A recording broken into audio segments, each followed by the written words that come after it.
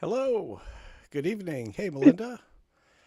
Hey, Hello, folks. Roberto. Hello, Jeff. Hey, hey. Hello. Hello. Let's see. We have a small group tonight. I'm really only expecting one more person, Steve. And, oh, that's weird. Okay. Um, oh, is he here? Here he is. All right.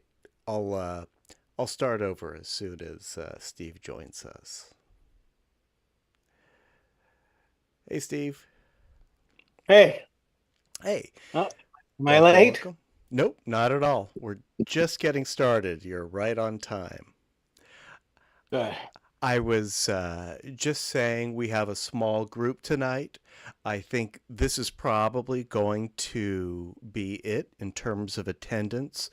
Uh, this week is 3D Con in Albuquerque, and a lot of our contributors are there. So, for that reason, I did not randomize the slideshow photos. We'll just have our regular discussion. I do have a video that I will attempt to screen share. We'll see how that goes. But I also have links so we can watch it independently on our own devices. And let me put the links in the chat. I think most of us know how these links work. And we have the poll. Let me get that started as well. While I'm setting this up, does anyone have anything they'd like to announce or share? Uh, Um, yeah, go ahead. um, Thanks. I really liked last week's meeting. I'm happy to be back again. This is Jeff. Hey, Jeff. I've thought of a couple questions along the week. I did try to take some pictures of stereo slides and with my phone. It just isn't working. I'd rather just work towards moving to a new format Mm-hmm. and start shooting some fresh stuff. Um, my question is, I how can I view these slides in stereo? I have the red and blue glasses, but I don't think that works here, does it? Well, we do have a an Anaglyph YouTube stream. That's for the types of red blue glasses that you have. I'll put that link back in the chat here. And then So, also I wanted to get recommendations of, I noticed some people wearing certain kind of glasses. Maybe if I can learn a little bit about that or yeah. what people do. So I just put the link to the Anaglyph stream of Ah, tonight's slideshow in the chat. okay. That's something Got you it. can do, on a separate device like your phone or a tablet or Uh-huh. something. Of course, Anaglyph isn't the best way to view stereo photos, but it's an option, and most of us have red blue glasses lying around. Uh, Steve, do you have your beam splitters? Do you want to demonstrate those for Jeff?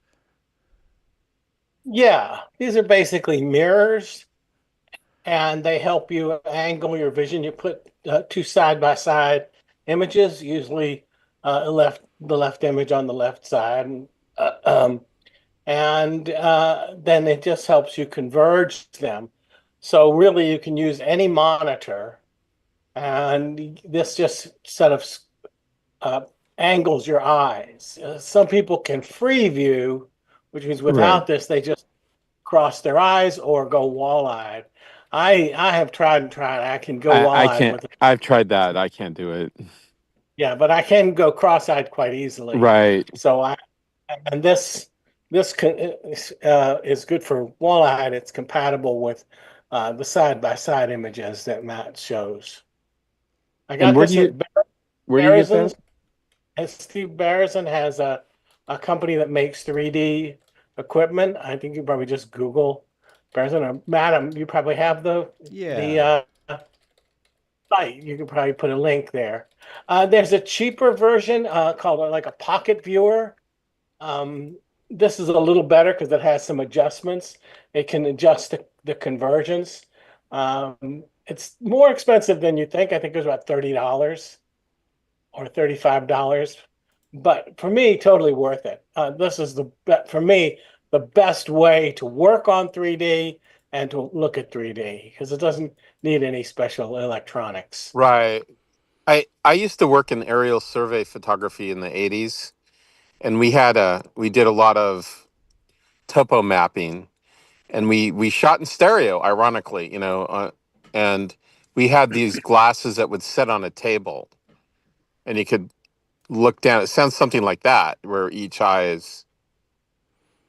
Yeah, Huh. that would be a lenticular type viewer using lens rather than Right.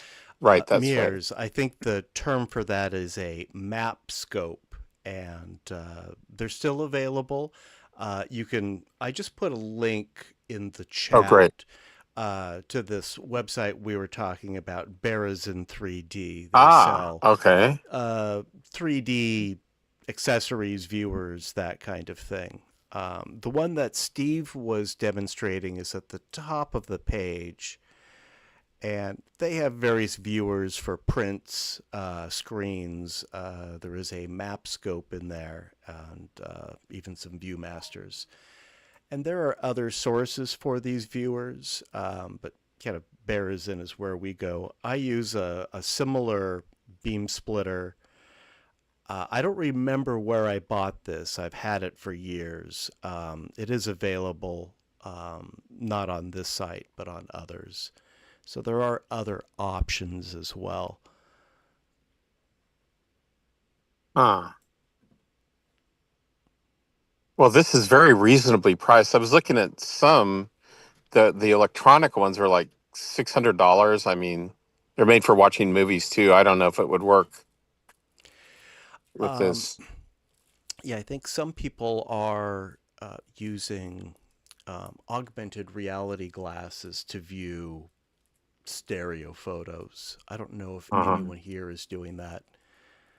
This seems more reasonable. Yeah, it's a little more portable, doesn't take batteries, Yeah. as Steve was saying. Yeah, Interesting. Okay. Well, thank you very of much. course. Yeah. So, tonight I recommend you try that Anaglyph Uh-huh. stream, Yeah. Yeah. better than nothing, and you Uh-huh. can upgrade from there. Right. Thank you. You got it. Yeah, and welcome back.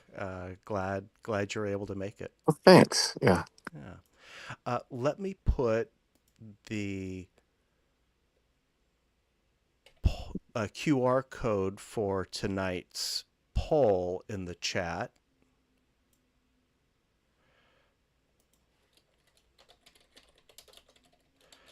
I did start the chat, so if you're on Zoom, you should have access to it. If you can't see it, look for the polls/quizzes icon in your Zoom toolbar. The QR code is for smartphones, tablets, that kind of thing. That's what I'm going to use. In fact, let me get that myself.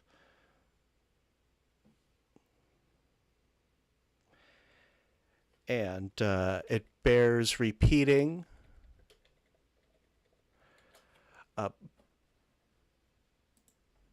Yes, it bears repeating during the slideshow as each stereo photo is displayed. Please use the poll to rank each stereo photo. Please do not vote for your own photos. Participation is optional, but please do participate if you can. And I'll pull the results together after the slideshow. I will add that I've added a 0 ranking value to the poll. That's in case you accidentally vote for your own photo, you can leave it blank, leave that score blank, or you can give it a 0. We had an issue with that at our last meeting. And I did post some.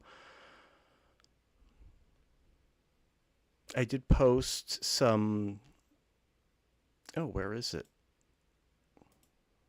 Oh, yes. I did post a tips for ranking stereo photos page on the website. They're based on our old guidelines for guest judges back when we had guest judges. This is not dogma or anything like that. It's just intended as a guide if you're looking for direction on how to make your selections. And I'll put that in the chat. It's valuable institutional memory.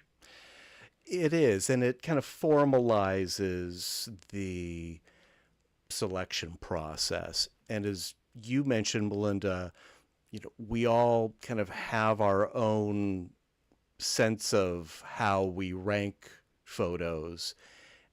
If we review this, we might be a little more aligned in selecting our stereo photos.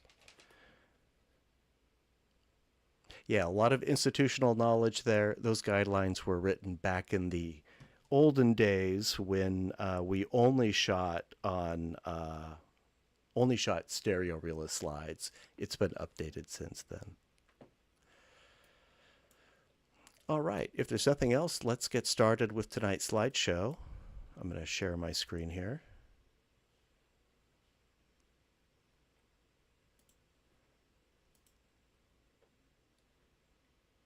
All right, yeah, that looks like the right one.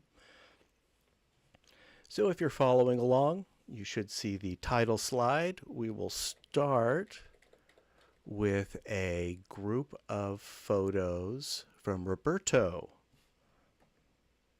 So Roberto, you've got the stage for the first part of the meeting. Okay, thank you. Yes, good or bad. The title of this photo is Wired. Oh, and before we begin, I should mention that tonight is a special division slideshow, and the theme for tonight's special division is shadows, where we're making the shadow the subject of the photo, more or less. It's open to interpretation. That said, Roberto, take it away. Thank you. Well, yes, I took the recommendation from, I don't remember if it was Melinda that took this photo, but I remember that I took it years ago with my W3, my Fuji. And fortunately, I found it in my archives with my old hard drives. And I don't believe this is the most successful picture for that kind of the details. I don't like it a lot because I don't remember if I used the zoom with this one, but maybe I will have to retake this one with my QX1, the one that it's the mirrorless cameras, because I believe that the details here would be more precise. Like you will have more texture from the wires. Here you can see a little bit of a stereoscopic effect, but I believe that I can get more with a larger format with the sensor. I like-ish this photo, maybe, but I believe it could be improved. Well, it's a good subject, and you've got quite a bit of depth in there. It's not bad in that regard, and the fact that it's all black is kind of your nod to stereos and or to shadows. So it's that's all the justification one could need to for it to fit the subject. You might try it with like an empty sky. The clouds are nice. There's a little bit of rivalry at the bottom, but if it were just a blank sky, it might be even easier to see the form of all these wires. The wires are a great subject. Great Okay. subject. And also we have more extreme situations. This is like a relaxed one. Believe me, you can find a lot more of this kind of messes. This mesh, it's like a regular mesh that you can find in any corner board. If you go to the suburbs, you can see more dense nets of wires over there. Wow. I got to tell you, my immediate thought was R. Crumb. I don't know if you're familiar with his artwork, but No. his most famous art is Keep on Truckin'. He was in the Haight-Ashbury in the 60s, friends of Janis Joplin, and he used to do a lot of comic books, Mr. Natural, and he used to draw this exact thing of these complicated wires and telephone poles. I don't know why. Okay. It was really interesting. I mean, there's certainly something very sculptural about it. I've seen some huge rat nests like that from maybe Thailand or Philippines or something. Lots of places in the world. It kind of just happens. And if I lived there, I'd be taking pictures of it all the time. I think I submitted some photos from Thailand that had telephone wires like this. I think I did. Well, yes, I believe that well, I have to fix it because it was a little bit not that contrast. With the original one, you can see more of the tree, well, the death tree that it's over there, and the details of the wires, but I fix it in Affinity to get this shadowish version of the photo. In the chat, I just posted an R. Crumb illustration of the theme that Jeff was discussing, just as a reference. Yeah, he used to do a lot of that. Yeah. Thanks. Yeah. Might be interesting to do a 3D conversion on. Oh, yeah. This. That might be Good idea. Yeah. All right. Thank you, Roberto. Let's move on to your next submission for tonight.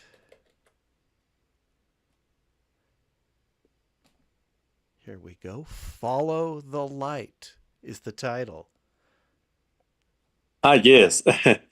This was a little bit risky because, as you know, you can get damage your camera, well, the sensor of the camera with lasers, and this was a laser, so I have to put it in the middle of the beam that was creating this effect. And as you know, with these shows, you get this mist that creates this effect, and they were projecting this kind of effect.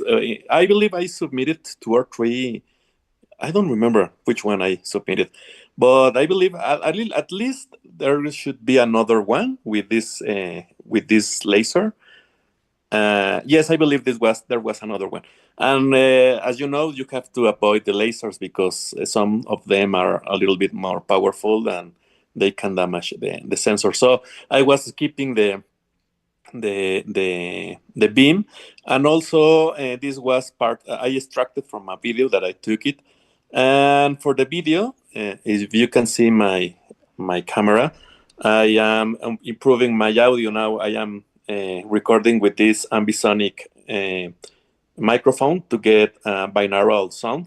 So when I record the stereoscopic now, I also will record binaural audio, so get a more immersive effect of the recording. I believe I shared with you, Matt, the link of the video. I just put it in the chat. Yeah. I believe, I don't know why, the white balance of the cameras this time was different. I believe it was because it was a little bit darker, and I have to fix it in post. But on the video, I couldn't mix it. Well, I couldn't match the white balance, and if you see the video, you will see a different tone between both shots. between the cameras? Or is the Yes, white balance separate between the cameras? Oh, sure. yes, Yeah. yes. I believe that one thought it was a little bit warmer and the other colder, and it doesn't match perfectly. So you will see the difference if you pay attention. It's not it. You will notice. Well, we'll take a look. The link to the video is in the chat.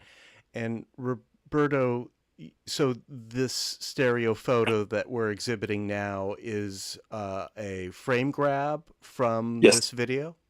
yes. Got it. Ah. And we'll see some more. Yep. Yes, and as I told you, and the video will be improved with my ambisonic microphone now. Well, there's a great effect with this this projection on my loom pad, especially the rays are coming right through the window. It's very holographic. Really a great effect.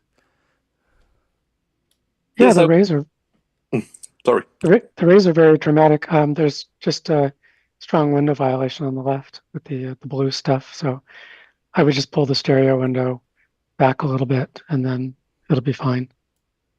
Okay, crop it like getting out all the blue screen. No, not crop. You actually have to pull the window back. So in Stereo Photomaker, that's the left arrow. Okay. We'll move it back, and the right arrow moves it in.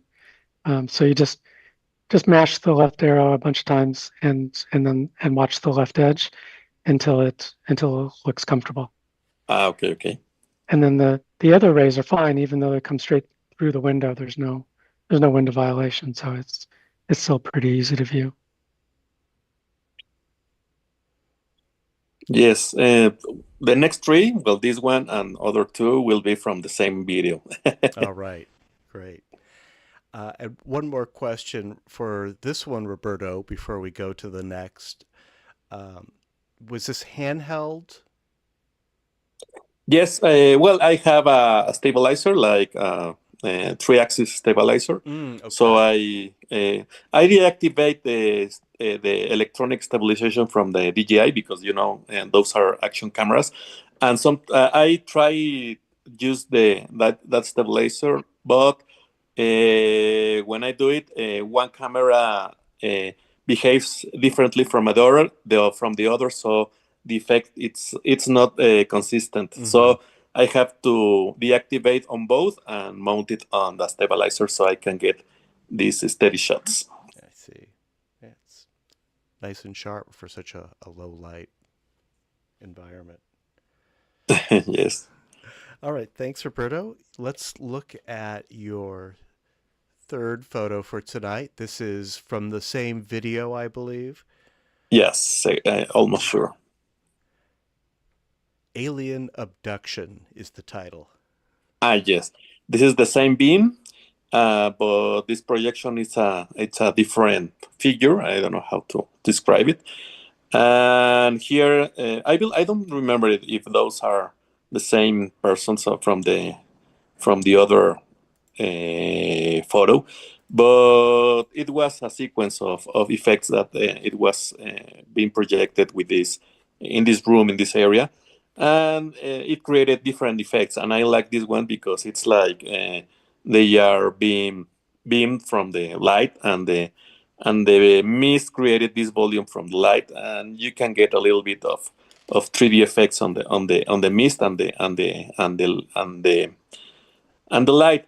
But maybe the speed of the light, you maybe can see differences between left and right because the laser was a little bit.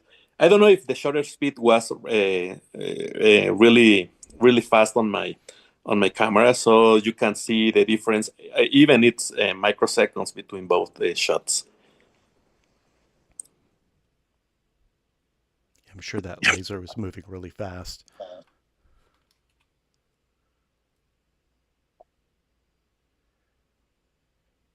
Yeah, you've definitely filled the space with this this volumetric light with the mist and and the light. It's a great stereo effect.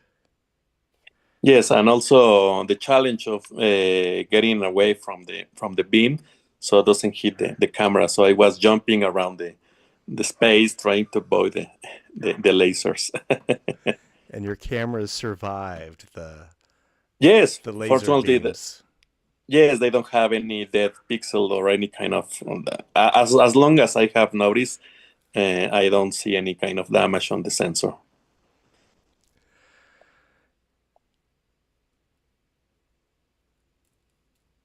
And I presume your eyes are okay as well. Yes.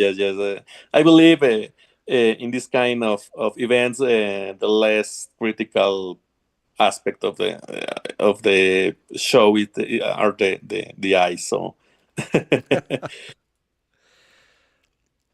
And is this illuminated entirely by laser light? Is there Yeah. other ambient light? So this is all from the lasers. Wow. Yes. Only one beam in the one that you are seeing in front of you. So I assume that it's a really powerful laser. So I was trying to avoid the beam because I don't remember what kind of power you need to damage a sensor. So I was trying to avoid it, and in any case that it could affect my cameras. I don't know about the cameras, but I know that for the human eye, the green lasers are the most dangerous. Okay. Because the waveform or the Yeah, the wavelength is can cause damage to your retina more than other colors. okay, good to know.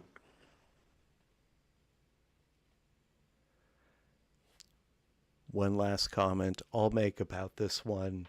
This one doesn't look bad in Anaglyph. There's no red, there's no blue. Comes across pretty much as intended. Yeah, it's a monochromatic photo, so you don't have to distinguish any details from the colors. Not that I recommend Anaglyph necessarily, but we do have it if you need it. Roberto, let's take a look at Galactic Highway, the third stereo photo pairs Yes. taken from your video. Yes, and this is a previous room from this one, from the laser, and here they have many projections. They have like flowers falling. It was a more vivid scene, but I like this one more because it's like only the shadows that creates the volume of the space, and the other is like a more regular photo of you have different elements and you have the light creates the volume, and here you only the streams, the lines are the ones that creates the volume of the space. And I like this one because this was a simple one. This was a frame that it was the beginning of the projection, and from there it was there. I don't remember. I believe there was more light, so you don't get this effect that much. But the intended shot here was to try to get the volume from the lines, nothing else. Like there's not other element that could give you. If you see one picture of a single picture of the shot, you won't understand what is happening. But if you see the stereoscopic one, you will understand the depth of the shot.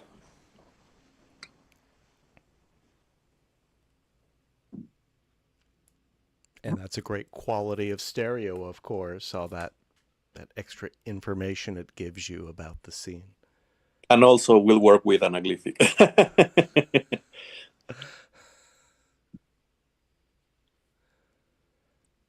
Yeah, this one's very abstract. I wasn't sure what I was seeing when I first viewed it. I thought it almost looks computer rendered. Yes, these are only projections. I maybe will share with you another picture from this room, and it's a more regular space. Like you have walls and the floor with the projection. But it's like, okay, you have a wall, a plain wall, and then the other with a plain wall and flowers, and the floor. So it's not that interesting as this one.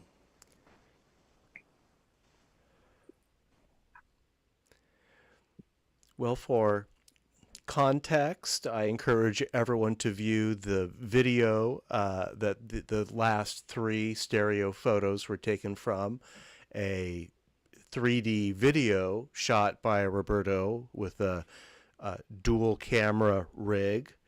That link is in the chat. You can watch it on your own device and compare and see the source.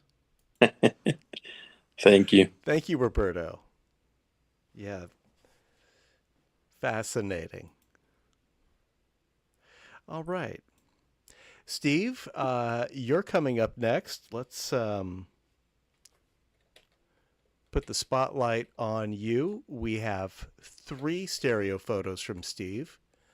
The first one is titled Deck Shadow.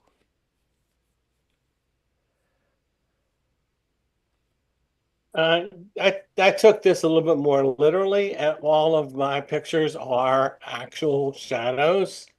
At least the main subject is a shadow. In this case, it's sort of a time lapse shadow. This is a deck about 6 p.m. My deck, our deck, and about 30 minutes separates left and right eye. Well, the top part of the picture is all the left eye is all from the 6 o'clock, and then in the right eye the shadow is about 6:30. So you get kind of like a folding effect where it seems like part of the shadow is lifting off of the deck. I wondered if that might be like a time lapse kind of effect. That's clever. That's wild. Thanks. I think I was somewhat inspired by some of your work. In fact, and probably the next picture is one directly inspired where I did a cha-cha, and it was really just because of what I had seen you do. That's very nice. I noticed that the stereo window is all the way back at infinity, it looks like.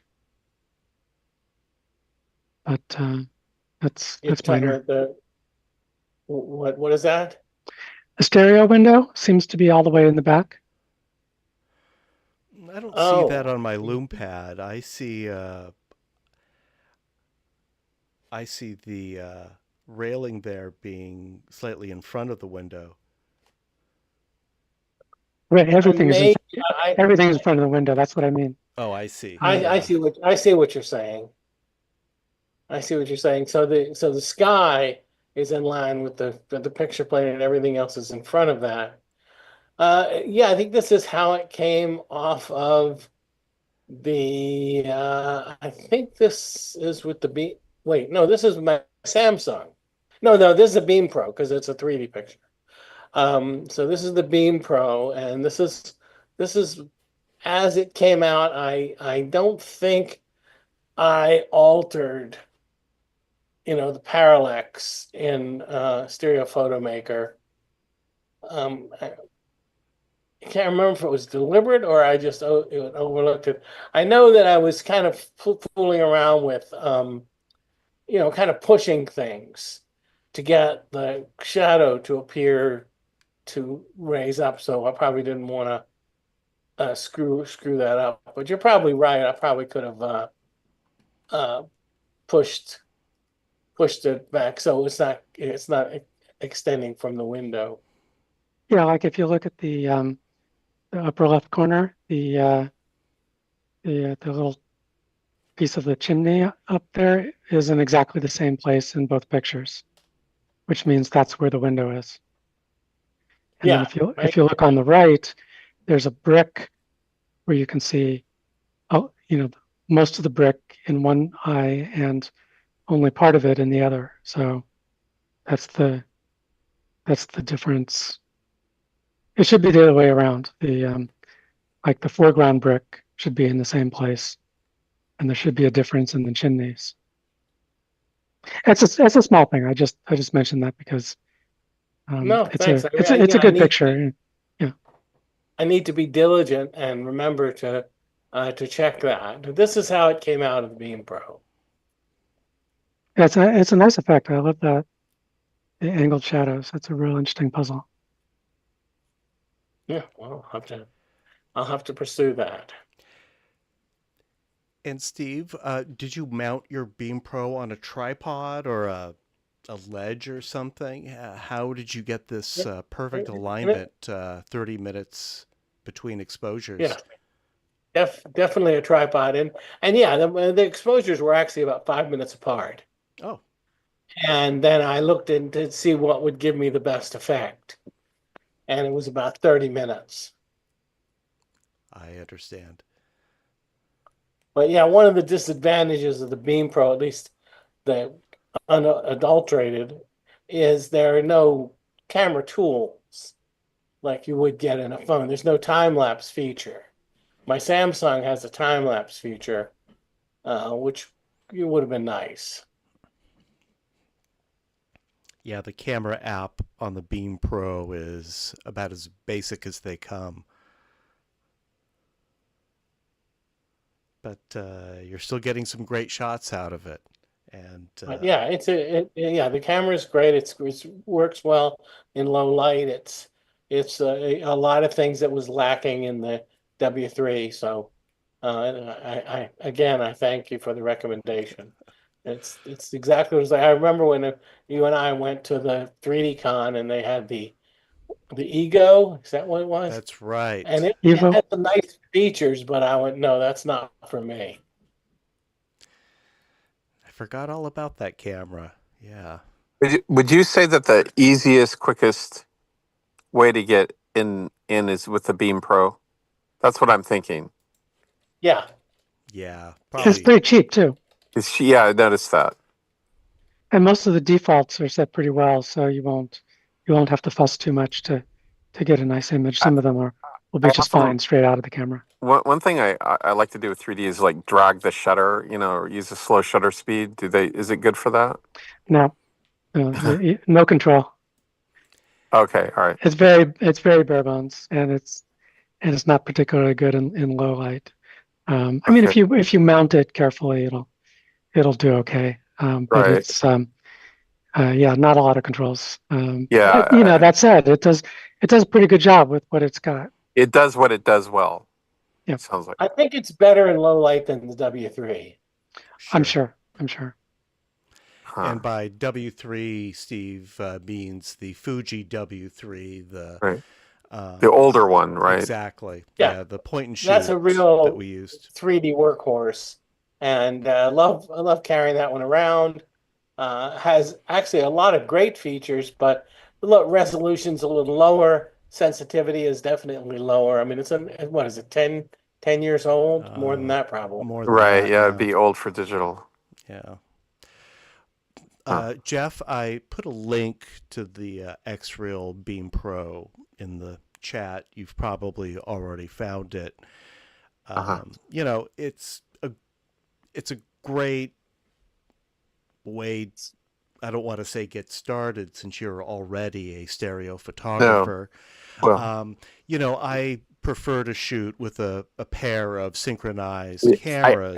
I know I want to do that, but the entry cost would be quite steep. I use my X-Real Beam Pro more often than my 3D camera rig because it's the camera I already have on me. It's small, it's light, it's thin. It's about the size of a large smartphone. So it's very portable. Battery lasts a long time. I think you'll have a blast with it. Definitely not a pro level camera, but don't let anything stop you if you're interested in getting into digital stereo photography. It's a great entry point. It's also got some rather wide angle lenses, which has the effect of making it look like it was shot on a very expensive camera. Yeah, there's a real sweet spot to this camera thanks to those lenses. You can really get close to your subject, really capture that detail. Yeah, As you I've always see. wanted to do tide pools. I, it's kind of an odd distance for stereo. I don't know if it'd work for that. I Oh, have it's fine. shot tide Yeah. pools with this camera. Yeah, works great. Okay, good. I could start there. I recommend it. Yeah, you can probably have this camera by the end of the week. Yeah. Let's Check move out on. Walmart. They had them for $100 a little while ago. Wow. Yeah, the link that I posted is for the official X-Reel shop, but Melinda makes a good point. You might be able to find it cheaper on Walmart or Amazon or Right, and then some they other they say seller. it comes or it's designed for the X-Reel glasses. So it's Yeah, I mean that works too, but that's way more expensive too, just so you know. But you can add that later if you want. But does anybody do that here? I don't think anyone's using those kind of glasses. no. Ah, I'll tell you what. Let's Maybe that get could through be Steve's yeah, remaining yeah, yeah. photos, and Okay, then we yeah. can discuss the Okay, Beam yeah. Pro and give you the details that you need. Okay. So moving on, Steve's next photo for tonight's shadow themed slideshow is Street Shadow. So this is the one I was referring to. I remember Melinda had done one with some grass and did just a cha-cha, and the movement of her body would cause the a parallax change on the shadow, and I can't remember if I think it made the shadow look like it was above the ground. Now this one, my shadow looks like it's below the ground. Uh, this is one of those ones that works either way. You can reverse it, and it's interesting that way too. Um, I think it helps that there's this sort of this white pattern on the texture of the road, and then you can see my shadow behind it. Almost looks like I'm shooting through a piece of glass or something. Yeah, very effective.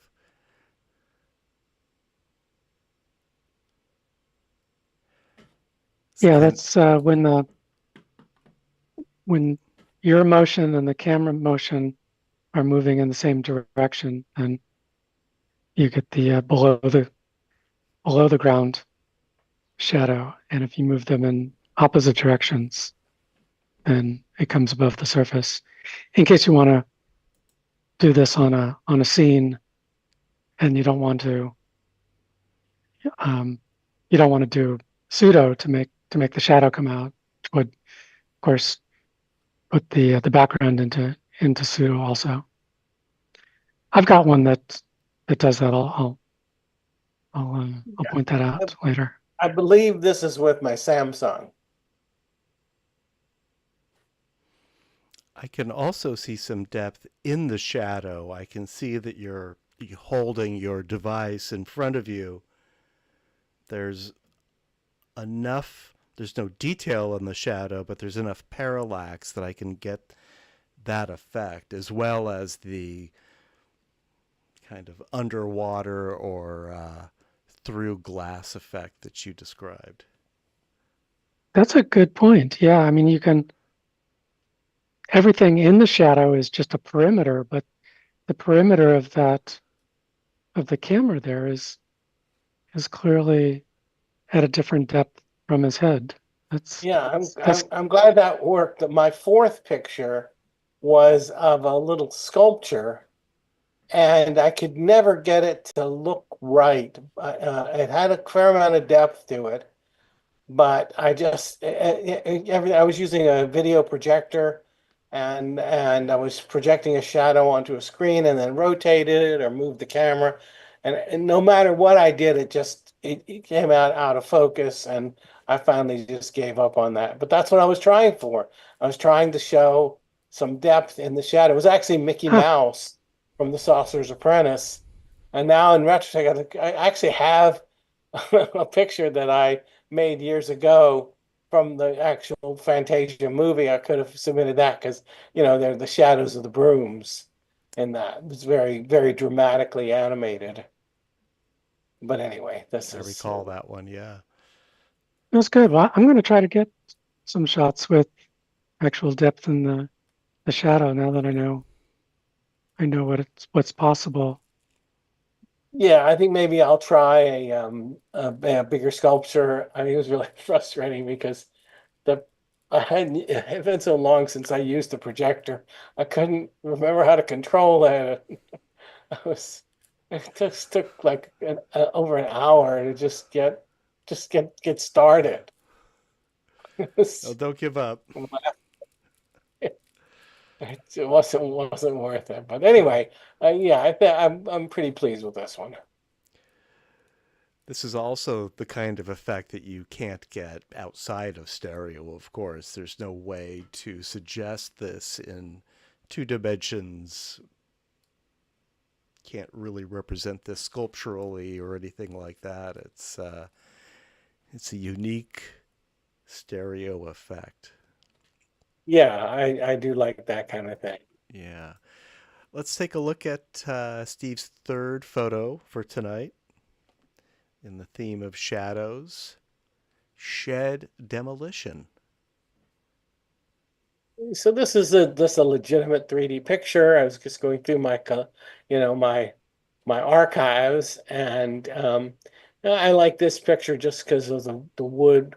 And this wasn't really a shed. It was more like a structure similar to what you might grow grapevines on, and it's in our backyard. And the wood was all rotted, so we had it torn down, and I took pictures of the process. And I like this one. Now I did go in and highlight the shadow. I mean, I cut out the shadow and darkened it a little bit. But the original picture looks a lot like this. Um, the shadow had a little blue in it, and so I said, well, let me make it just a tiny bit more blue. But yeah, I'd say the original picture looks a lot like this. Didn't change a lot of it. It looks like you got the very last rays of light in the golden hour. Yeah, I think you're right. I think this was near the end of the day. That's how you get the long shadows. I don't know why, but so many of mine are like literally the last minute of light. Yep. Well, It's yeah, if I lived over there, I mean, you could look over and see the Palace of Fine Arts and the sun setting behind it. I would just stare out the window every day. I do. It has some great sunsets lately. Yeah. Yeah, we have I went up there and took a bunch of pictures. these monsoon clouds are giving us incredible skies right now here in the East Bay and in San Francisco. Steve, I think your window alignment is spot on this one. Oh, well, thanks. Thanks. Yeah, I'm pretty sure I did go in Studio Photomaker and make sure that the piece of wood didn't extend from the window. Although I did briefly consider making a fake end of the piece of wood a la Oleg and have it stick up past the frame, but I decided too gimmicky. It's fine. It's also, I mean, there's a I little bit wanted of to focus protrusion on on it. Go ahead. I wanted to focus on the shadows and not the wood. Yeah. It's good. It's a nice sculptural form. Yeah, thanks. Very effective, Steve. Well done. Thank you. All right. Yeah. Thank you, Steve. Melinda, you've got the spotlight next. And let's see. Now I think the video is associated with your second photo. Let's start with floating dog shadow.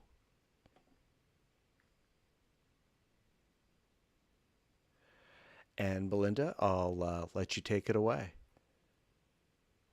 Yeah, so this was the example I was talking about where the shadow comes out. It's a little less natural to get the effect, and I had to try a lot of times, not just at this one spot, but on several different days, trying to find good light in the afternoon that didn't get obscured by clouds at the sunset, and then some of the walls I tried, the texture, I found some nice wall textures, but then with practice, I found that if there's a lot of depth in the wall, then it's kind of distracting for the shadow. So lots of different things I learned along the way, but it took a lot of attempts. First to find a good place to do this, and then to sort of practice the technique. And so what I did was, I just took two separate pictures.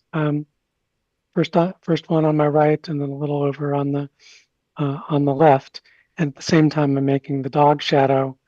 Get my first shadow with the picture on the right, and then I move my shadow hand to the right as I move the camera to the left, in order to get the dog to come through come off the wall. And then things like the placement of the eye, I decided I liked having a bright white area there to draw the eye. It sort of didn't work if one of those lines went through it, or if the eye was on the brick. Little things like that. And then and I like this little piece of wall that does have its own little 3D shape to it on the upper left. And then you can see the shadow of the camera in the lower right. I did edit that a little bit because the camera there ended up being behind the wall, but it was kind of distracting. So I edited it a little bit so that the shadow is exactly on the wall. I didn't want to distract from the main subject. Yeah, that keeps the shadow puppet the main subject. This is really inspired. Yep. Oh, thank you. How many attempts did you take before you got this successful pair? Probably 5 or 6. Okay. And then each of those attempts, I took 2, 3, 4 different sequences with small steps. At first, my steps were too big. A little bit goes a long way, especially for the kind of distance that we're looking at here. So the I had only moved my hand or the camera no more than, I don't know, a quarter of an inch at a time. That's probably the most you want to move it. Did you shoot this? Are these frames from a video, or is this like a burst mode type shot? No, they're just two individual snapshots with the Beam Pro in mono mode. So just one snap like this, and then one snap like that. Yeah.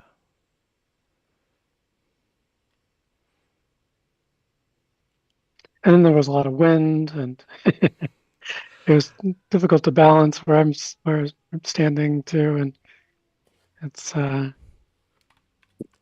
I'm learning. I mean, I'm starting to get it under control, but it's it just takes a lot of experimentation. There is a function with the W3 that you can take 2 separate pictures, but you shot once and then you shot the next one and then mix it with the W3. Maybe it could get, and you will see the result immediately. Maybe with that one you could get. I never used that function because I never knew what it was for, but I believe now I know what it's it for. Yeah, that would have helped. And there's also there's an app I know about from Reddit.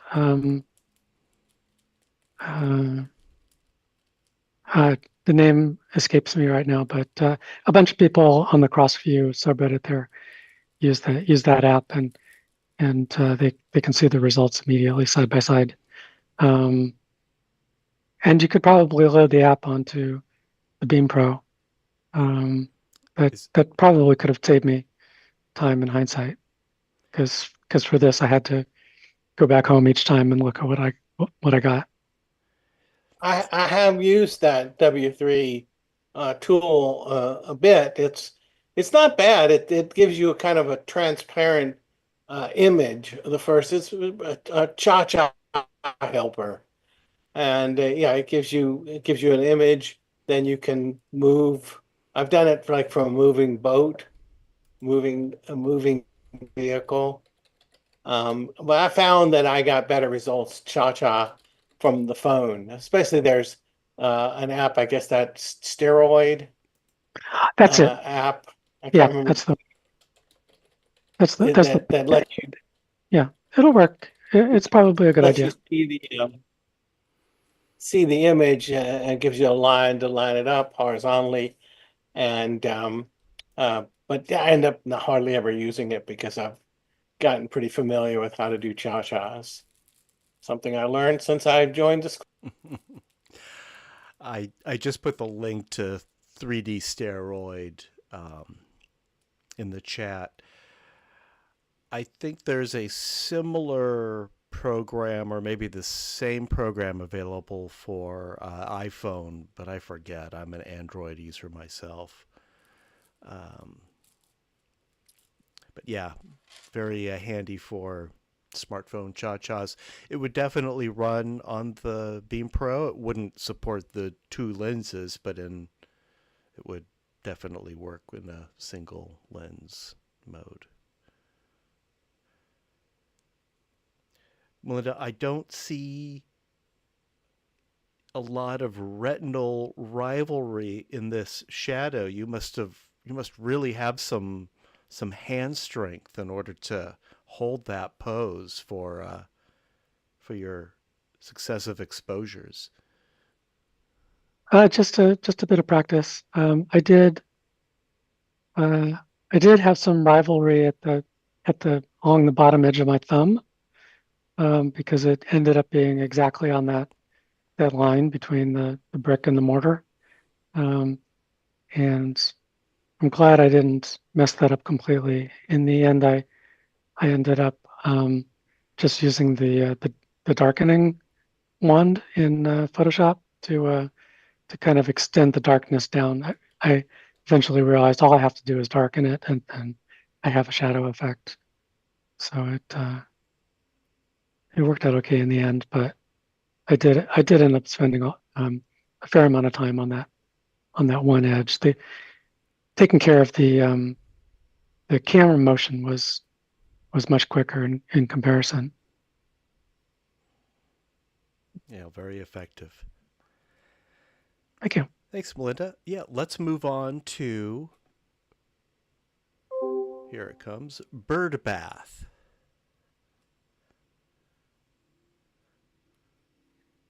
So yeah, this is a bird bath in my neighborhood.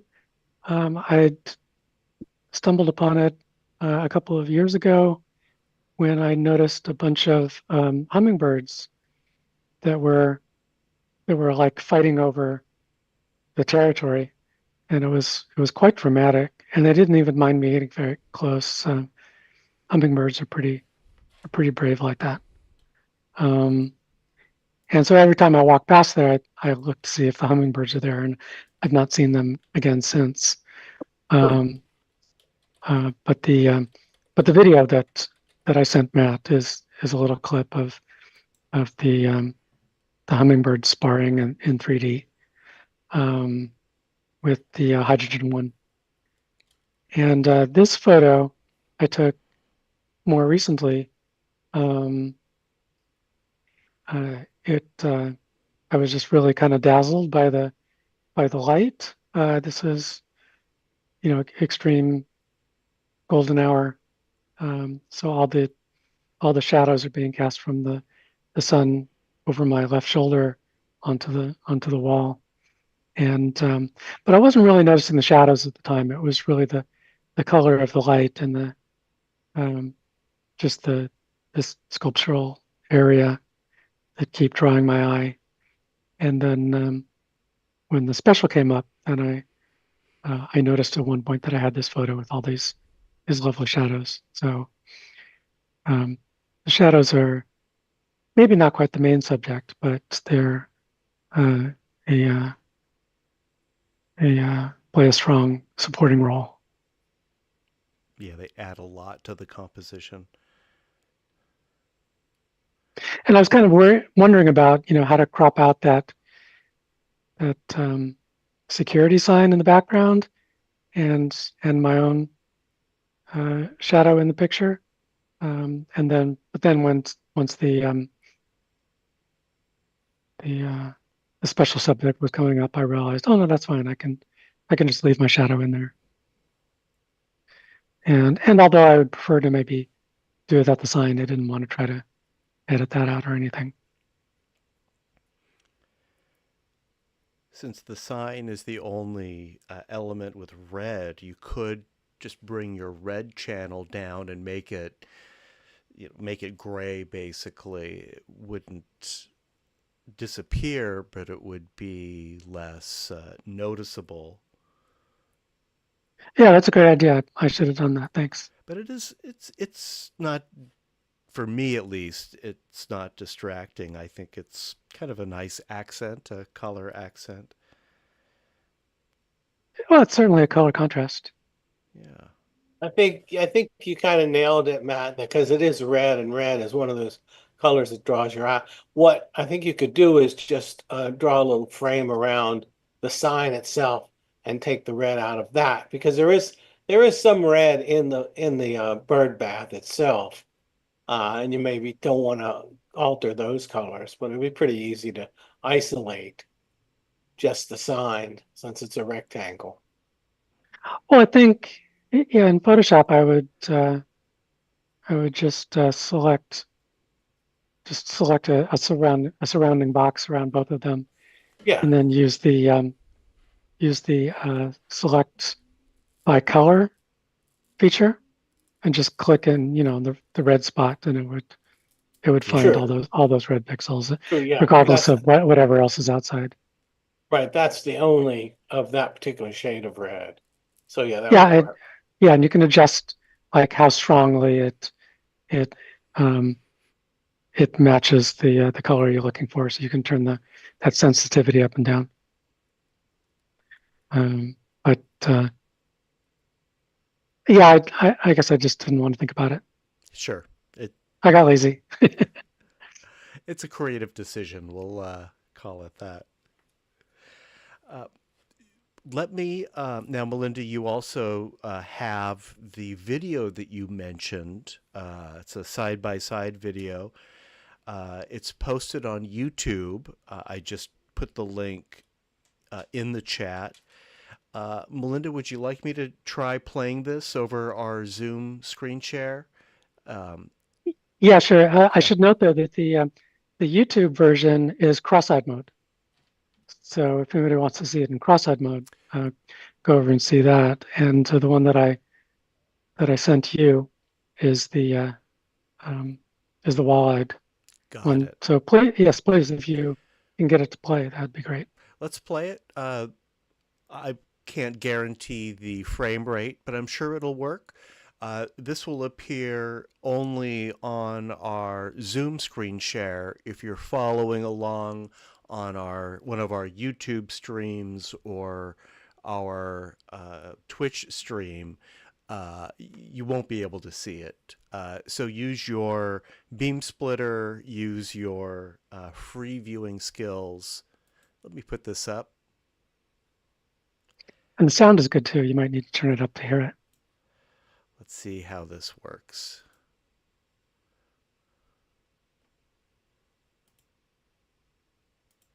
And unfortunately, it's sort of like right at the end of the fighting, so it's really just like between the top two birds duking it out. Okay, I think we can see this, and here we go. Oh, I'm not getting the sound.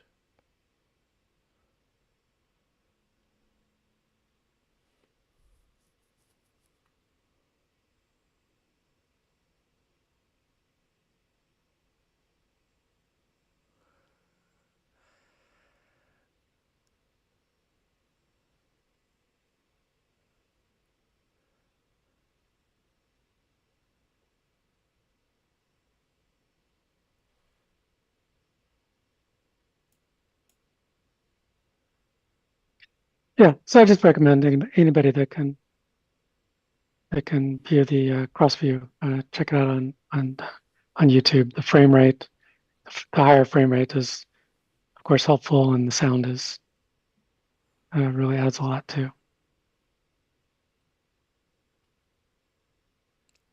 Yeah, definitely. Looks like there was a victor there. All right.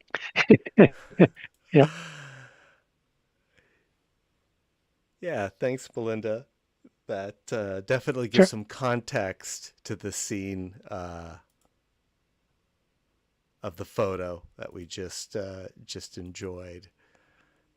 Yeah, I wish I could get more of that. I never see them again. Well, I guess you were there at the right time. You said you shot that video with your hydrogen one. It looked pretty steady. Were you like leaning it against like a bench or On the something? rail, there's On a the rail. You rail? could see it in the shadow of this picture, where I'm also placing it on the rail. I see. And then at the end of that clip, I took it off the rail and moved the camera a little closer. All right. Well, thank you, Melinda. Let's continue with your selection tonight. Your third photo, which is coming up, is titled "I Am a Giant Teapot." Yeah, so this was taken at the Palace of Fine Arts late one night, but with enough blue left in the sky that it came out in Photoshop. And so I found this one floodlight that's sort of in the floor that's angled up to one of these pillars, and if I stood over it directly, I found I could cast my shadow all the way up 30 feet or however high that is, and then let's see, and this one is just taken using the stereo of the probably the Beam Pro, and or it could be the hydrogen one. I don't remember, but it's what came out of the camera, and so you just see my shadow kind of pasted onto the pillars, and I was probably visible half a mile away. I was wondering if anybody could see it, if anybody was watching this. Probably. I felt a little nervous, but it was like midnight or something, so there probably wouldn't be too many witnesses, but I was a little self-conscious. You might have given someone nightmares. And the teapot was unintentional. That was just something I noticed afterwards. Well, I could be wrong, but I think the color is too good in this photo to have come from the Beam Pro. I'm going to suggest you took this with your hydrogen one. I could be wrong, but that's my guess. Based on how saturated this image is, that great bit of blue in the sky and the red orange. It's very vivid. Well, the original was almost all yellow. That was the color of the light. I tortured it a little bit in Photoshop. It might have been exposure, it might have been saturation, or maybe it was levels. I don't remember which control, but one of them I cranked pretty hard. Yeah, you got a lot of detail doing that. And I love that we can see the camera that you're holding that kind of tells the whole story about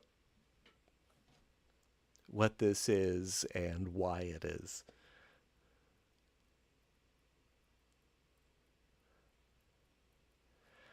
All right. Thank you, Melinda. And from Melinda, we have little people. Yeah, so this one, you see the original yellow color of the of those lights, and it was a different set of pillars that I was experimenting with, and so you can see my lower half in the picture. The reason it's the lower half is because some people came and were walking through, and I had the presence of mind to just snap pictures anyway. That's my policy. If anything unusual goes on, get the picture. You can always throw it away later. So I got about 3 shots as these people came through, and this was the best one. And I added a border, which definitely helped constrain all the blackness.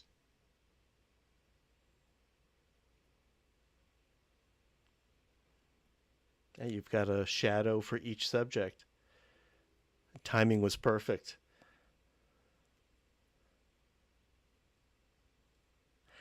And I think, is that your shadow that we're seeing on the behind, or Yes. sort of merging Yeah. with the first 2 shadows?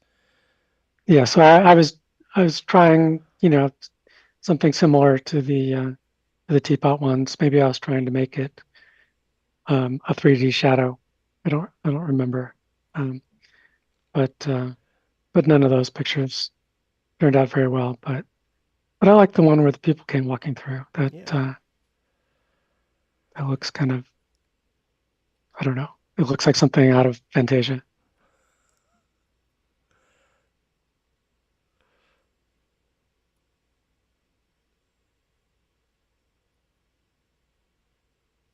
Very effective. Thank you, Melinda. Thank you. And that is our slideshow for tonight.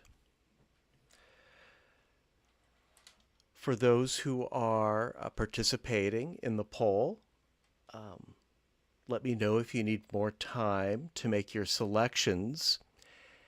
And if you would like me to run through the slides again, I can do that too. Done here. All right. I see the scores are coming in, and I think we're all done. Does anyone need more time? All right. I'm going to disappear for a minute or two. I'm going to calculate the results. I'll let you speak amongst yourselves. Let's get Jeff set up with a Beam Pro. Let's see if we can answer his questions about the totally optional and likely unnecessary augmented glasses that can be paired with this device. In any case, let me end the poll. I'm going to disappear. I'll be right back.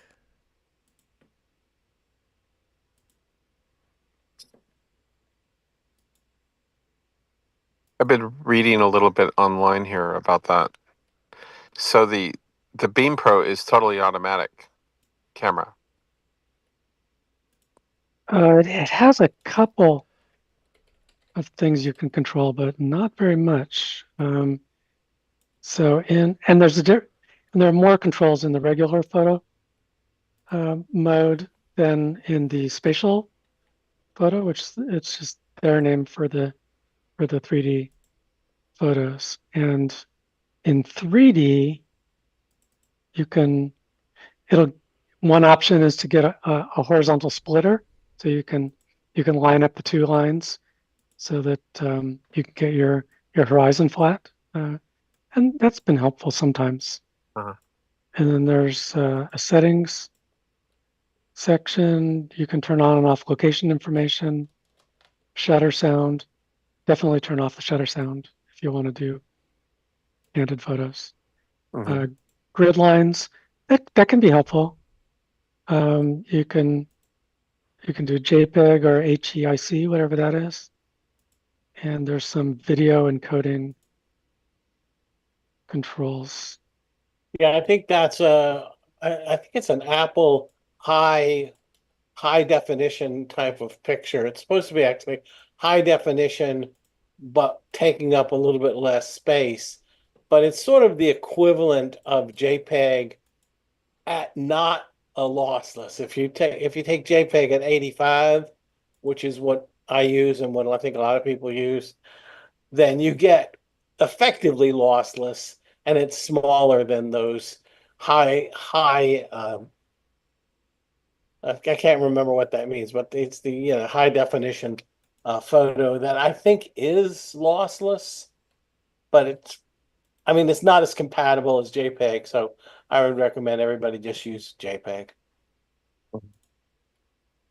And yeah, the other feature is you can show one image on the screen or two side-by-side images, and that's good if you're able to converge. I can do converge on a phone because the images are so small.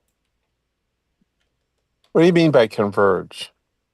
You Preview. basically your eyes focus one place, and the plane that they're looking at. It's hard. Do you remember those old magic eye pictures where you'd see sort of like a random pattern in a book, and you stare at it a while, and then you'd see, oh, it's a whale or it's something. Right, yes.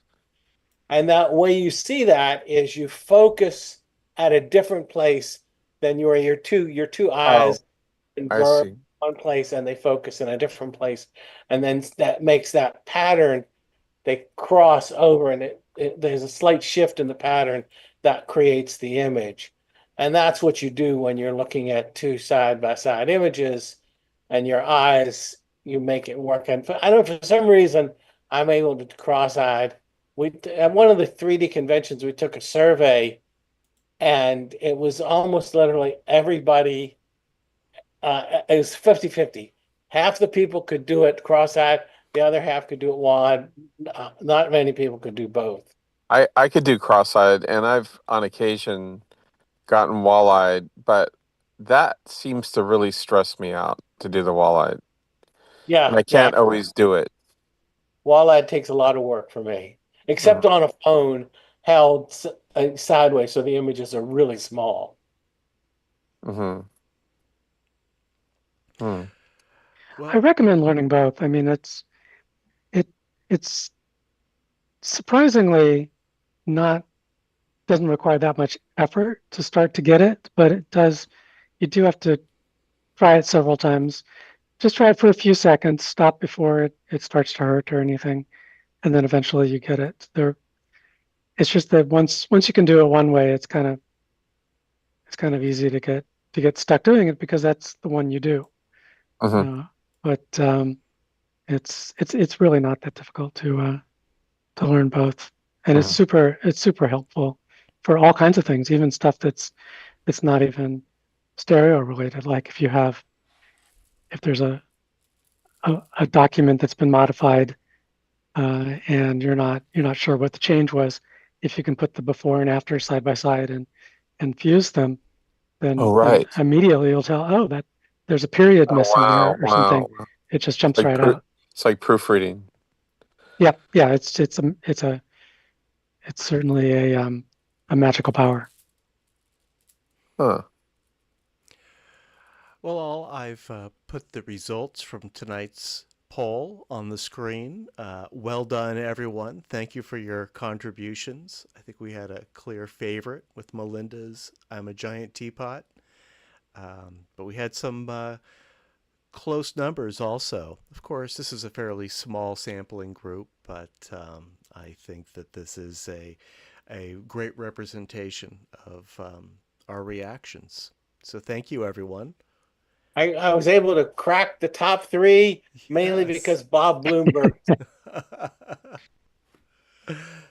Well, yeah, Bob Bloomberg and quite a few others are in Albuquerque right now. 3D Con is this week. I think the last 3D Con I went to was with you, Steve, in Tacoma a couple years ago. One of these days I'll get back there. Every time I go, they really pressure me to put a Bay Area 3D Con on, and that just seems like such an overwhelming job. Yeah. No thanks. Really?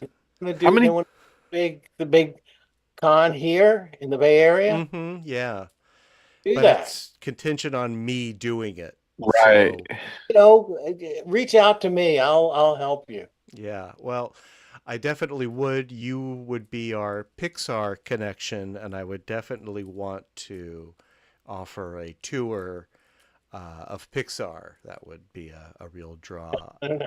I have to see. It's been a long time since I talked to any of those people. Sure.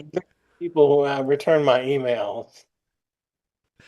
Um, Jeff, I wanted to answer you a question about the AR glasses for the Beam Yeah. Pro. Um, the Beam Pro, which we use as a stereo camera, is really intended to be an accessory for the glasses, for the augmented reality glasses. Uh-huh. But none of us really use it that way. I see. It also works fine as a standalone stereo camera. I'm not sure if XReal really expected people to use it as a dedicated stereo camera without the augmented glasses, but that's what we do. I do know there are stereographers in the New York Stereoscopic Association who have the augmented reality glasses and are able to view stereo photos on them. Personally, I don't really know how that works. I haven't experienced that myself. But I don't have the glasses. I don't think anyone here has the glasses. It works fine without them. Don't get them unless you're just really No, interested in I can tell experiencing I'm not going to get augmented them. reality. I have a few more questions if you don't mind. Yeah, go ahead. On the Cha-Cha, it sounds like you're using software to reckon that together, the two images, because you can really handhold and get it just right, I don't think. Or Yeah. you'd have to get it close, and then that sounds like that software is fixing it for you. Am I right about that? Yeah, what you need to do is to align the pairs so that there are no vertical misalignments or rotational misalignments. Right. And we all use a program called Stereo Photo Maker. I might have mentioned this last time. Right. I saved that in my Yeah. notes. I put it in the chat again. This is the program where you can load your pair, your two images taken from your Cha-Cha. And I don't know, I don't have the menu in front of me now, but there are manual alignment tools, and there's also a very useful auto alignment tool that will adjust everything for you in just a matter of seconds. It's an incredibly valuable feature on an incredibly valuable piece of software that's free. It's not supported by advertising. There's nothing hanky about it. It's just a free Windows application. If you use a Macintosh, you'll need to run it, in an emulator or something. I think there's a Mac version. I think the Mac version is just the Windows version wrapped up in like an emulator. It doesn't really take advantage of the Mac interface or anything, but you can use it. It definitely works. So yeah, if you haven't downloaded that yet, Jeff, you'll definitely want to start playing with that. And I use it for I'm sure, Roberto, you also probably use it for your synchronized cameras. There's always going to be a little bit of misalignment. Yes, I use it a lot with my RXOs and my QX1s, and I use it on a Mac, and it works fine. Maybe some stuff, but in general, I didn't have any trouble with that. Oh, good to know. Yeah. Now, I agree that stereo photomaker is indispensable. You can do what you're talking about with Photoshop, or in my case, you can do it with Affinity. I think when I did that demo, that's exactly what I did. Because they both have an alignment feature, and they're both pretty good. So it's Yeah. takes a little bit more effort. It's definitely Stereo Photomaker is so well designed for stereo photography. It's hard to top it. But if you don't have that, if it doesn't work on your machine, you can use one of those paint programs. Yeah, that's great advice. Yeah, Photoshop does have an auto align layers tool. Jeff, I don't know if you use Photoshop, or a lot of us are I've used it Affinity. before. Okay, yeah. Yeah. You can do pretty much everything you need in Stereo Photomaker. You can do cropping, you can do color correction, the alignment stuff that we mentioned. So, you don't need Photoshop or necessarily another photo editing application unless you want to do some more sophisticated Right. edits, that kind of thing. One thing I've wanted to do, and I'm going to use my realist for it. I don't know if any of you have been there. I've always wanted to photograph Bowling Ball Beach in 3D. And Bowling I don't Ball know if Beach. Bowling Ball Beach. I do not. Let's take a look here. Look at some of the images from that online. When I look at those, I think that would be beautiful for 3D. It's a very unusual geological formation up by Jenner, I think, or not Jenner. It's further up. And it would probably take a couple trips because you have to be at a certain time of day, at a certain time of tide. And I want to drag the shutter and get that ghosting effect of the water. You need like a beater tripod that can get in the salt water. I have an aluminum one. I don't care what happens to it. But I'm always a little afraid with camera over water, right? But yeah. Yeah, I see a bunch of time lapse photos of the water. That's very beautiful. That would be nice in stereo. Yeah, I just would like to. I was hoping to do that with maybe that X beam. I don't think it's going to work. It sounds like because it's going to have a fast shutter on it. Right. Yeah. That's correct. The X Real Beam Pro rather does not have any manual settings, and you can't really slow down the shutter. It tends to keep the shutter fast and increase the ISO in low light situations rather than lowering the shutter speed, which sometimes is more desirable. You could definitely accomplish that with your realist. You could accomplish that with, a pair of more sophisticated digital cameras if you Right. have like a DSLR or something, I do have one, yeah. okay, you could probably accomplish that on a slide bar also. A slide bar attached to your tripod. You would take two long exposures, and even though it's two exposures, because you've kind of smoothed out time, you Right. wouldn't necessarily get any noticeable retinal rivalry. Oh, that's true, yeah. And slide bars are pretty common. If you don't have one, you can pick one up online. Um, You could probably also use a shoot stereo with the Beam Pro, and then find a snippet of time, say 10 seconds worth or something like that, and then just photostack them all into a single stereo pair.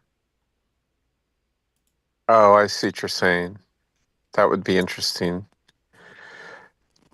You know, I know from experience, whenever I want to do something, it always takes two attempts or two trips at least. oh, sure. So, yeah. Yeah. Here's a slide bar that Berezin sells. Matt, I'm gonna go go. You got it. Sure. Before you leave, let me make the final announcement. Our next meeting is next month. It is Tuesday, August. Oh, I've got this written down somewhere. It's the first. Oh, here it is. Tuesday, August 4th. It's our open division, any topic. We do not have a special division in August. It's summer break.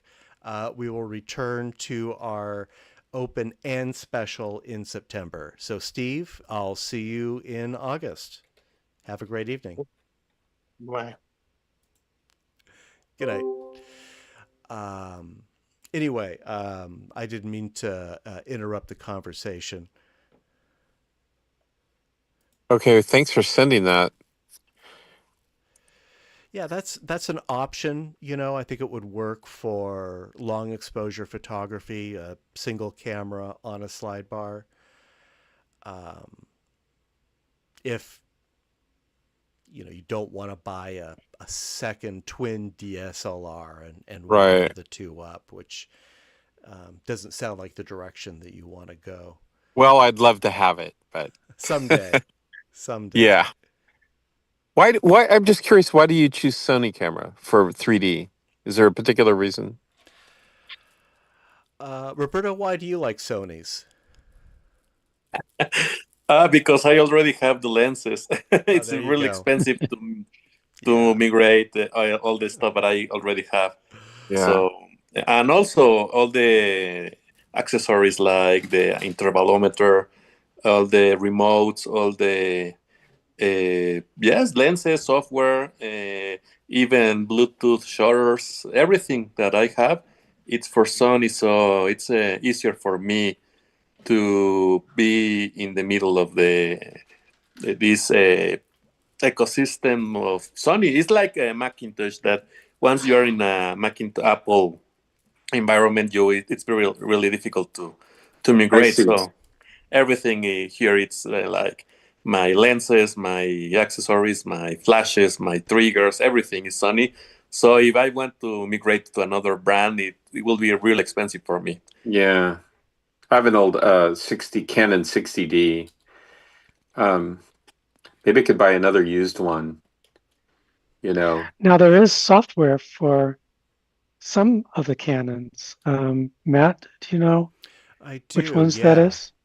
Now, it depends on the type of Canon. If you have these DSLRs, Yes. these are actually very straightforward to synchronize.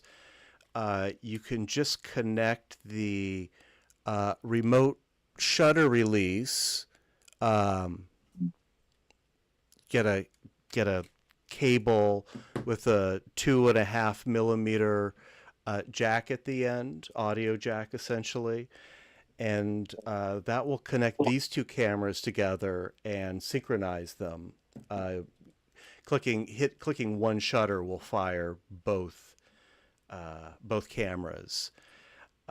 For Canon point and shoot cameras, there is a firmware solution that Melinda mentioned. It's called CHDK. And while Canon doesn't make a lot of point and shoot cameras anymore, the advantage to them is that they're generally really small and you can get them close together. And that firmware update not only will synchronize the cameras, but it gives you other kind of advanced features also. But that really, yeah, CHDK stands for Canon Hack Development Kit. And it's not just for stereo photography, but you can synchronize cameras. Now, like Roberto, I prefer shooting with Sonys. I actually prefer Canons, but the Sonys, on the one hand, are also very easy to synchronize.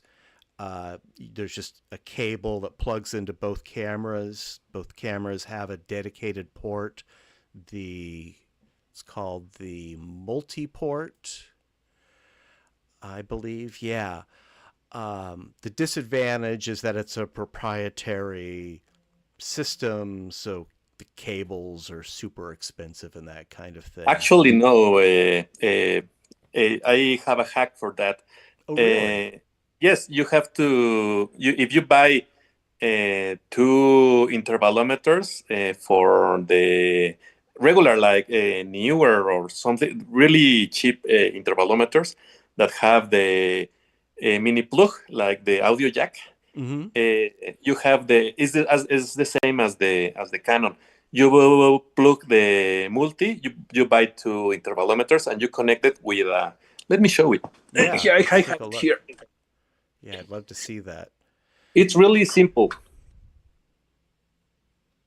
I don't know if you can see this. Let me get into the light. So it's a. Let me. It's. So those are your RXOs, your little Yes. Sony action cameras. Yes, and you get this one. This is the mini plug to mini plug. Mm-hmm. So you connect it, and you get it. It's the same as the Sony cable, but cheaper. Okay. Yep. Oh, That's those good are, to I know. get it. So those are, they have a fixed lens in them, right? Yep. The Sonys do, yeah. Yeah. Oh, 24 millimeter? Yep. This is the RXOs. This is the Oh, so that wouldn't be too hard. No, it's really simple. How much Yeah. are those cameras? I'm not sure if they're, let's check. see. I think I paid $700 each for mine, Uh-huh. $1,400 total. They've since come out with the RXO2, and there are other Sony cameras, of course, that you can synchronize. These are nice because they're so small. You can Right. get the lens. You can match, a natural interocular distance. Right. Well, it looks like thanks to perhaps tariffs or memory Oh, costs, the price has gone up. But here's the camera. I'll put this in the chat too. These are my QX1s. Are there Oh, other yeah. lenses you put over the front of the camera? No, this is the camera. QX That's an ones. unusual camera. Yes, only the body, without screen, without anything, only the sensor, and you can interchange the Oh, nice. the lens. Yeah, And you can get those pretty close to each other too. Yep, this is the APS-C sensor. Wow. There must be some kind of mount that holds them together, right? Yes, it's the same rig as the other. You a slide bar, and you can get it both together or a cage. I use a cage for my. Right. Is the cage made by the manufacturer or? No, regular case, and you have to get a cage that can accept to 1/4 screw, so you can get the both aligned. So it's not that expensive. You can also get a cheap dual camera bracket. Here's a $10 one. I just put that in the chat as well. They've got, 1/4-inch fittings. All right. For your. Yeah. I have something similar for another purpose like that. Yeah. Yep. They're also sold for, it's like flash holders, that kind of thing. Right. And Matt, you also have like a beam splitting lens attachment? I do, yeah. An attachment that fits over a DSLR lens. Huh. And it's fair. It's definitely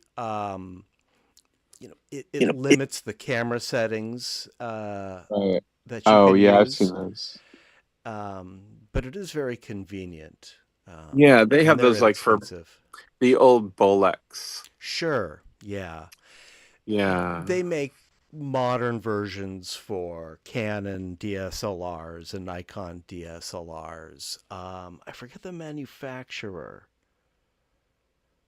L'Oreal? Yes, L'Oreal, that's it. That's another option too. If you have a DSLR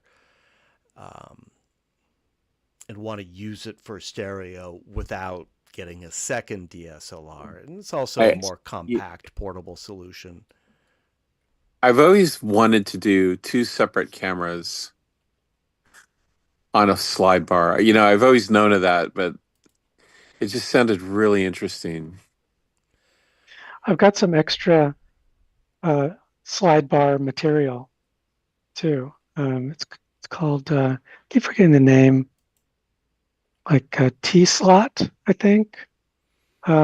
It's used for making all kinds of temporary rigs for like in engineering and in physics and stuff like that, to set up experimental setups, and all these standard components will fit into it and can slide up and down the bar on any of 4 sides of this okay, piece of aluminum. I know what you mean. I got a big long piece of aluminum. I chopped off like 2 feet that I use. I've got another 6 feet or so of this stuff if anybody wants a chunk of it. So if you want to make your own slider, I can set you up. Wow, it's really hard because once you go down this path, you need to really, think it through. It's a commitment. Yeah. Yeah, the spreader bar, you kind of need 2 cameras, although you can do some really interesting things with a spreader bar and 1 camera that you use to take cha-cha pictures. Right. With, like, there's an amazing way you can do cha-cha panoramic shots by moving the camera around, like 180 degrees in one shot, then move it to the other side and do the same thing to get the other half. And it's a magical technique that'll do panorama where it's in stereo everywhere. It's mostly meant for having 2 identical cameras. And work yourself up to the dual camera rig. You can start with the X-Real Beam Pro. You still have your stereo realist for more sophisticated shots. And with my DSLRs, my cameras, these are pretty old, but I bought the first one new. I bought the second one secondhand maybe 4 years later. The serial numbers aren't anywhere near each other, but they still synchronize fine, and and that's the Sony results. Setup. No, I'm talking about my Canons. Your Canons, right?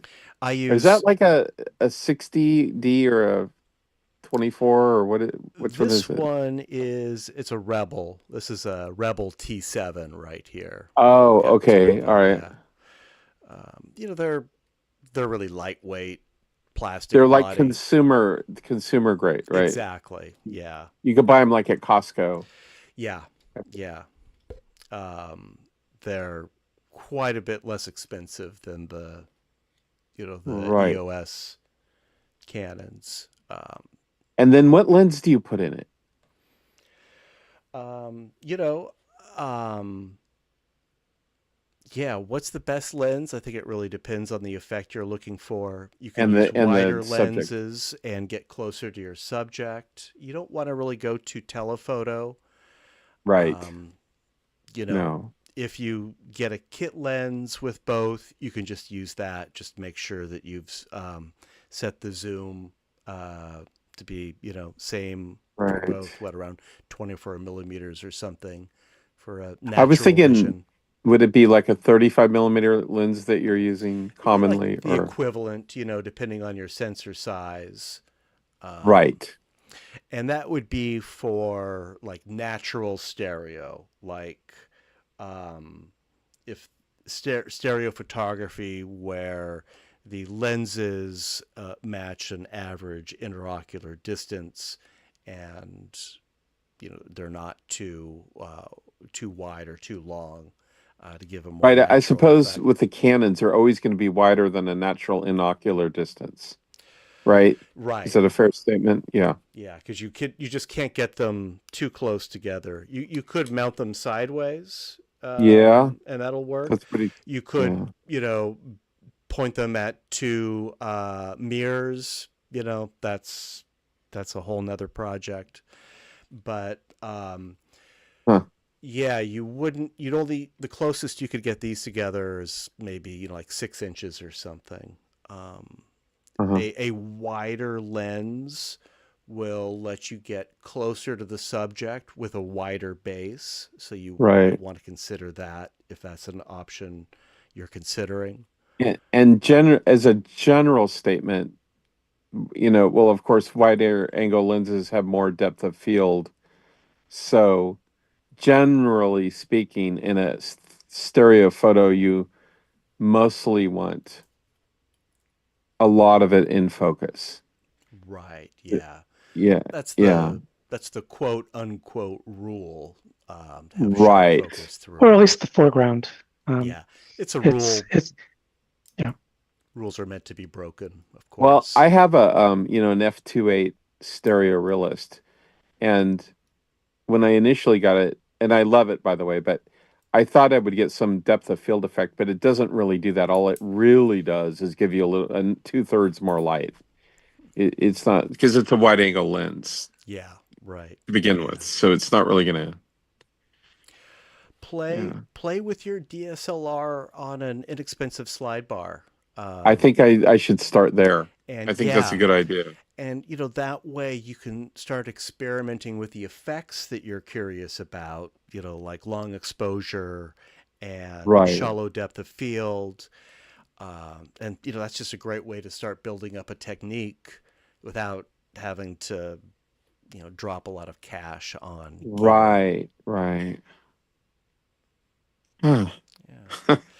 I was So checking the lenses of the W3, and it's a 75 equivalent millimeters, and the distance between baseline it's 73. mm-hmm. Yeah.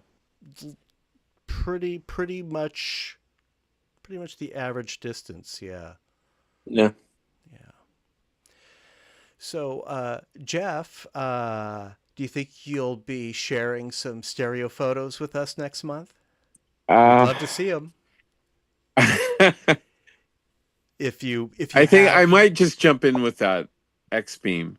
yeah, I saw they have a $50 off coupon if you sign up for something, so I could get it for 150 and get rolling on it there you quickly. go. If you want any feedback, if you want some advice, we'd love to see what you're doing with your camera, and will be very kind, Or not yeah, really a 3D competitive is club. So challenging. it Yeah, is, yeah. you can come up with the best of intentions, and you know, it's hard. It is. It requires Yeah. trial and error, as you said. It doesn't always work out the Right. first time. The role I have that looks pretty good. I went to Alabama Hills last year in the fall, which is on the Eastern Sierra. I don't know if you're familiar with that. I'm not, A- no. Alabama Hills. It's one of those places where once you see photos of it, you'll know it. It was used in every Western for the last Ah, 100 years. Thousands of Westerns shot there. But just search it up sometime. Alabama Hills. oh, yeah. It's That would be a great subject for sure. it's these unusual rock formations, and then in the fall you get the trees are turning colors, and mixed in with those rocks. It's stunning just to stand there and look at them. Looks like a lot of natural arches. There's some So and I've only sandstone for sure. scratched the surface of it. I Wow, incredible. Yeah. Tremors was shot there, if you know that film. Oh, Yep. sure. Yeah. Of course. Great monster movie. Yeah. Right. Yeah. Now, Roberto, what is this link that you put in the chat? This is the Sony camera body that you were showing us. No, no, no. Well, yes, it's the Sony, but the main reason was because there's a slide bar that you can place two cameras, and this is a regular setup for, I believe, cameras, that cinema cameras. For, I don't know, they mount a lot of stuff on there. So this is a small rig set, so you can find a lot of stuff. You can rig everything there. So Yeah. you can arrange. They have a lot of accessories. Small rig. Look for the brand, Yeah. and you will find a lot to align your cameras. Small rig. They do like cages and that sort of Yeah, thing, right? cages, rails like this Yeah, one. They have right. a lot of stuff. You can put anything and almost in any place that you want. There it is. Yeah. All right. Okay. Well, thank you very Of much. course. Yeah, Jeff, thanks for joining us. Sure. Yeah. I hope that we will see you in August. hmm And, no obligation, but if you would like to share some photography, go for Sure. it. If I'd not, like to get it that's together fine by too. then. Yeah. Of course. Yeah. Something Uh, simple. all right. Okay. Was there anything else that we wanted to discuss before we call the meeting? I think we're good. Thanks, guys. This is the core group right here, the people who show up even during 3D Con. I expect a larger group next month, and I will see you then. Until Okay. then, have a great month, everyone. You Good too. night, all. Thank you. Thank you. Bye bye. Bye.